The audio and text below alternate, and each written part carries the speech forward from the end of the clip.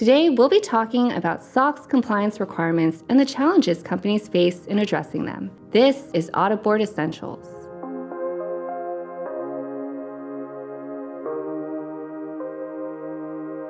Back in 2002, Congress passed the Sarbanes-Oxley Act, otherwise known as SOX, in response to financial scandal and fraud found at several companies, including WorldCom and Enron. The Act introduced several major reforms to regulate corporate governance and financial disclosures, and ultimately restore the public's confidence in auditing and financial reporting.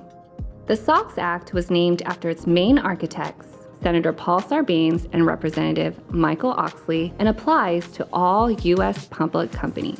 The SOX Act of 2002 consists of 11 titles, but there are two key provisions when it comes to compliance requirements, Sections 302 and 404. Section 302, Corporate Responsibility for Financial Reports, states that chief executive officers and chief financial officers are directly responsible for the accuracy of financial reports.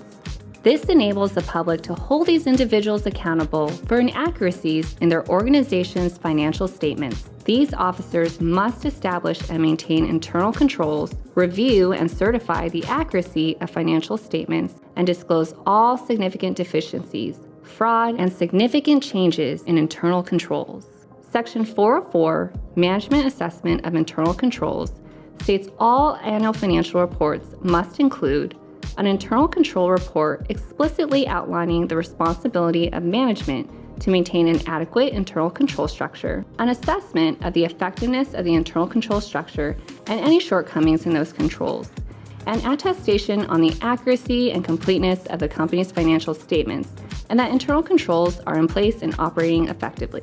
An external 404 audit must be performed by independent auditors who exercise professional skepticism and judgment when examining the state of internal controls at publicly traded companies. This ultimately brought an end to self-regulation and resulted in the establishment of the Public Company Accounting Oversight Board, or the PCAOB, to establish industry standards, regulate audit firms, and help investigate fraud allegations.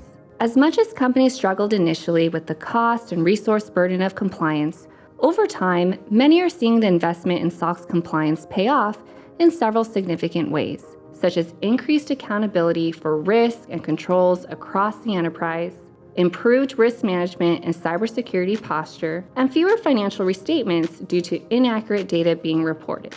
While SOX has clearly had a positive impact on financial reporting, concerns remain over the increasing cost of SOX compliance and heavy resource burdens. SOX costs continue to rise year over year due to the introduction of new frameworks such as COSO and evolving external auditor requirements for Section 404 compliance. One key to decreasing SOX compliance costs and maximizing resources lies in leveraging purpose-built technology to automate SOX processes.